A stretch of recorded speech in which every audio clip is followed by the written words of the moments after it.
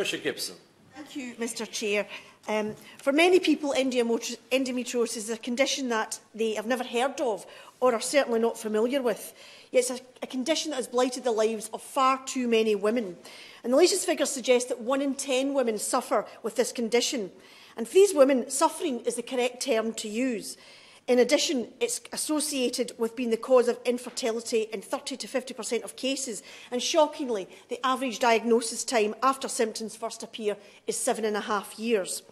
Now, although this condition is not recognised as a disability as such, many women living with this condition will testify that it can be very disabling and debilitating in their lives. And at this point, I wish to give a shout out to one of my constituents, Anne Devlin, who lives in Largs. And she's lived with this condition and is what we might call an endo warrior, since she has worked tirelessly to raise awareness of this condition and support other women who live with it. She is energetic, cheerful and resilient in the face of sometimes great challenges that this condition has placed on her life, but she still inspires, helps and supports others who face similar challenges. And I wish to pay tribute to her strength, and I know how often this condition has crippled and consumed her and too many other women. And I have huge respect for all that she has done. And I also need to pay tribute to the work of my own husband, Kenneth Gibson, Member of the Scottish Parliament, who has worked extremely hard to ensure that there was a specialised endometriosis unit to serve women in the west of Scotland, to complement the services already provided in units such as Aberdeen and Edinburgh. Simply not fair that my constituents have to travel from North Ayrshire and Arran to Edinburgh for specialist care for this condition, and he has worked hard to secure that change.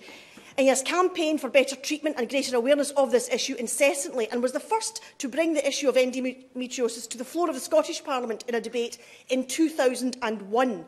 And again last year, being the only member of the Scottish Parliament to bring forward debates on this issue in its 20-year history. But this debate is very timely as we seek to address support in the workplace for this condition. Otherwise, women with this condition find that their contribution, their potential to the workplace and indeed the wider economy is lost. And women often lose out on sick pay for the recurring nature of this condition, and that needs to be addressed. So this has a huge impact on women in their lives in the world of work, as they may require time out for medical treatment and consultation, and they suffer pain and fatigue, and that 7.5-year window before diagnosis makes it very hard for employers to give their condition the treatment, the seriousness it deserves. But we have to keep talking about this condition, we have to keep shining a light on it and raise understanding and awareness, and that in itself will do much to ease some of the burden faced by the women with this condition.